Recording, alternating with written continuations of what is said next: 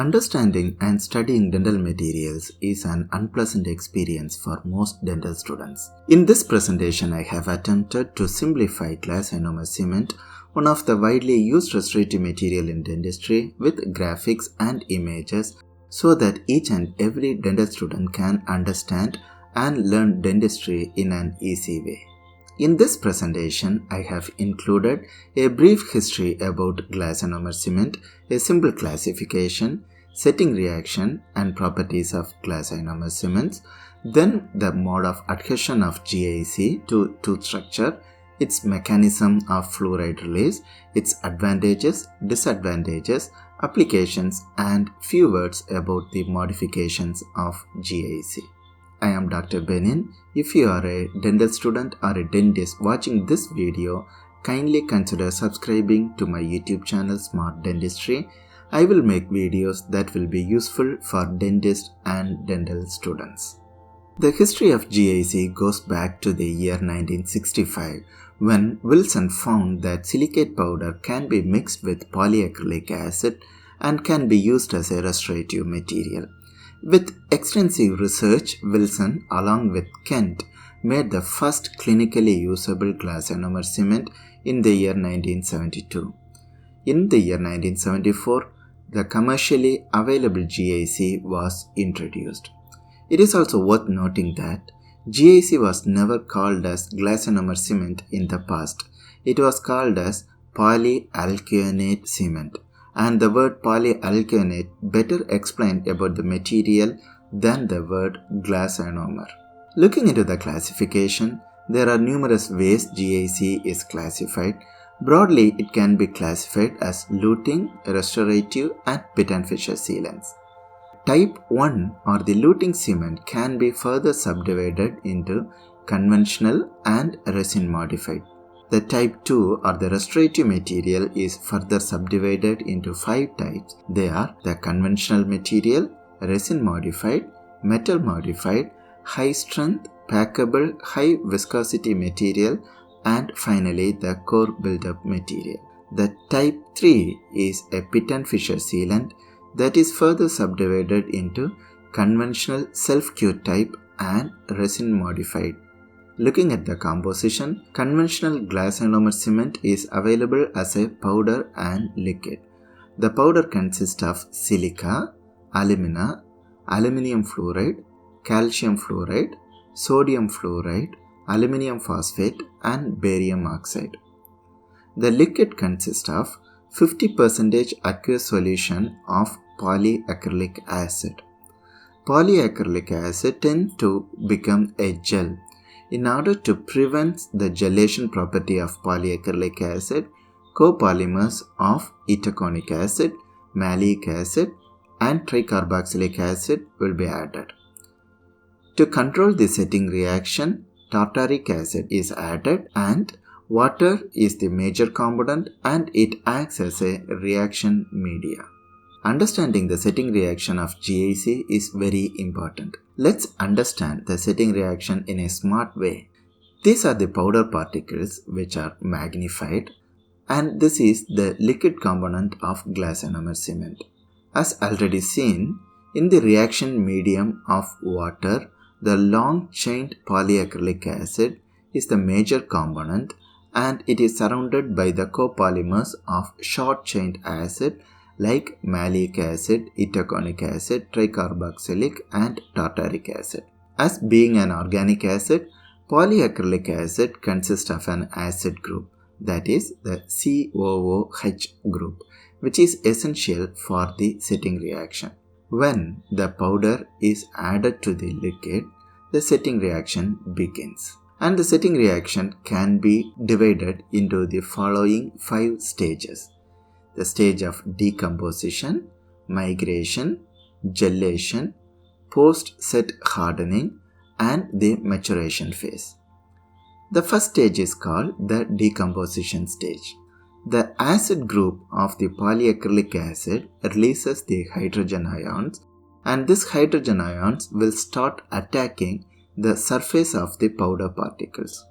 This will result in the decomposition of the powder particles, resulting in the formation of ions like sodium, fluoride, calcium, aluminium, and so on.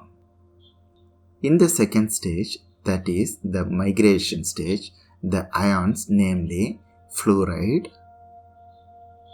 sodium, calcium, and aluminium ions will migrate from the surface of the powder particles towards the polyacrylic acid chains. So in the first stage, powder particles are attacked by the hydrogen ions, resulting in leaching of the different ions, and in the second stage, these ions migrate towards the polyacrylic acid chains. Once the ions, especially the calcium ions, comes in contact with the carboxyl group of the polyacrylic acid, gelation of polyacrylic acid begins, resulting in initial setting of the cement. This phase is called as gelation phase. Basically, it is the gelation of polyacrylic acid by the calcium ions released from the powder particles. Now, the set mass is not very hard. Now, in the next stage, the less motile aluminium ions will replace the calcium ions. The polyacrylic acid chains were linked together by the calcium ions in the initial set. Now the aluminium ions will start replacing the calcium ions, thus making the cement harder. This process is termed as post-set hardening. This is a slow process and happens over an extended time duration. So, the initial setting is by calcium ions and post-set hardening is by aluminium ions. In the final stage, the gel structure undergoes maturation, thus making the water, which is the reaction medium, tightly bound to the reacted particles. Until this stage, water can be easily removed by desiccation, which is called as the loosely bound water. Now during maturation, water gets tightly bound and it cannot be no more removed from the cement by the process of desiccation, and this water is called as tightly bound water. During maturation, the sodium ions, which do not take part in the setting reaction, aids in the formation of a surface coating of silicic acid on the surface of the powder particles. Thus, the powder particles gets tightly bonded chemically with the matrix. Fluoride ions does not take part in the setting reaction of glass ionomer cement, and it is freely movable through the set matrix. This is responsible for fluoride release, and glass ionomer cement resembles as a reservoir of fluoride. The unreacted and partially reacted powder particles remains as a filler inside the matrix formed by the polyacrylic acid and leached ions. These are the stages in the setting reaction of glass ionomer cement. Now let's move on to the properties. The physical, mechanical and biological properties of glass ionomer cement is good compared to most other restorative materials, but it is not the best. Glass ionomer cement release fluoride in amounts comparable to those released initially from silicate cement, and fluoride will be released continuously over an extended period of time. Many studies have shown that the fluoride ions released from GIC inhibits the progression of secondary caries. On looking at the physical properties of glass ionomer cement, the compressive strength is in the range of 196 to 251 megapascals, while the tensile strength is in the range of 18 to 26 megapascal. The hardness is in the range of 87 to 177 Knoop hardness number. The fracture toughness of conventional GIC is 0.72 megapascal. GIC has a high initial solubility which will decrease over the time. GIC has the ability to chemically adhere to the tooth, that is, it can adhere both to enamel and dentin. And looking into the pulpal response, GIC can be used without a base in moderately deep cavity preparations. Although in case of very deep cavities, a liner of calcium hydroxide is indicated. Now let's see on the adhesion mechanism of GAC to tooth. GAC bonds to tooth by a simple chemical reaction. Let's consider that we did an GAC restoration in the cervical region of a tooth. Let's see it in a magnified image. As we know, the inorganic component of both enamel and dentin is hydroxyapatite crystals possessing calcium ions. Once a freshly mixed GAC is placed on the surface of enamel or dentin, the carboxylic acid group of the liquid will chemically form a bond with the calcium ions of the hydroxyapatite crystals, thus establishing a chemical bonding. The bond strength of GAC with the tooth is in the range of 10 megapascal, but it is inferior to the bond strength formed by the composite resins. One of the biggest advantage of GAC restoration is its property of fluoride release. GAC acts as a reservoir of fluoride. Fluoride release and recharge is a cyclical process and it happens throughout the lifetime of the restoration. Whenever a GAC restoration is done, there will be an initial migration of fluoride ions into the nearby tooth surface. This fluoride ions is responsible for prevention of secondary caries surrounding the GAC restoration. There will be a leaching or release of fluoride ions from the glass ionomer cement restoration to the oral cavity continuously. Initial release will be high and in due course the release will be reduced. But whenever there is an increase in concentration of fluoride ions in the oral cavity, like use of fluoride containing dentifrice for brushing, this excess fluoride will enter inside the GAC restoration, thus replenishing fluoride ions, which again will be released into the oral cavity at a slower rate. Thus, GAC restoration acts as a reservoir of fluoride ions. GAC restoration has the following advantages. As already seen, one of the biggest advantage of glass ionomer cement restorations is the property of fluoride release and recharge. While setting, GAC will release very less exothermic heat unlike zinc phosphate cement. GAC undergoes very less or no shrinkage during setting. The coefficient of thermal expansion of GAC is similar to that of dentin. This is the reason that GAC may also be considered as a man-made dentin. GAC has a very good dimensional stability and the filler and matrix are chemically bonded to each other.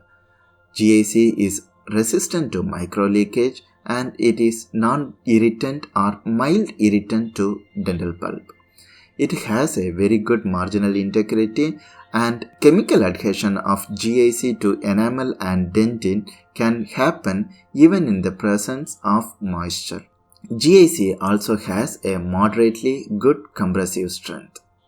There are some disadvantages with the GAC restoration exist.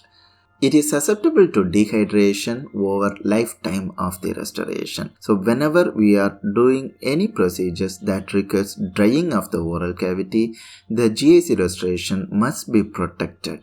Although GAC is less sensitive to moisture compared to that of composite restorations, still isolation is a mandatory procedure that have to be followed. GAC have a poor abrasive resistance and it has an average aesthetics. The aesthetics of GAC restoration is inferior to that of composite restorations. GAC have a low tensile strength and the manipulation of the procedure of mixing powder to liquid is technique sensitive. If inappropriate powder and liquid ratio is followed, the properties of GAC will be deteriorated. GAC have less color stability and it has a poor acid resistance. GAC has a moderate compressive strength and it is not indicated for high stress bearing areas. Looking into the application, GAC have almost a universal application in restorative dentistry and some applications even in endodontics. GAC can be used as a restorative material in small class 1 and Class 2 cavities in non-stress bearing areas. GIC is an ideal restorative material for Class 3 cavities and for cervical erosions and for Class 5 restoration. As a luting agent, it can be used for luting crowns, bridges, inlays, onlays, orthodontic bands, brackets, and any other restorations which requires luting. It can be used as a liner and a base, and it can be used as a core build-up material for endodontically treated teeth. It is a very good pit and fissure sealant. It can be used as a retrograde filling material. GIC is the material of choice for doing caries control restorations, and it is the material of choice for atraumatic restorative treatment. Some modified glass ionomer cements is used as a root canal sealer. There are so many modifications of glass ionomer cements that includes metal modified GIC, resin modified GIC, polyacid modified composites are the compomers, high viscosity GIC used for ART restorations, calcium aluminate GIC, anhydrous GIC, less viscous GIC which is used for pit and fissure sealing, Ionomer which has a resin base and pre-reacted glass ionomer particles, and the GIC with an long setting time which is used as a root canal sealer. The scope of this presentation is to provide a basic knowledge about glass ionomer cement restorations, so I didn't include about the clinical procedure and modifications of GIC in this presentation. I have attempted to make studying dental materials more interesting and easy to understand. Kindly let me know your opinions in the comments so that I can improve my presentations in the future. Thank you all for watching till the end. Have a nice day.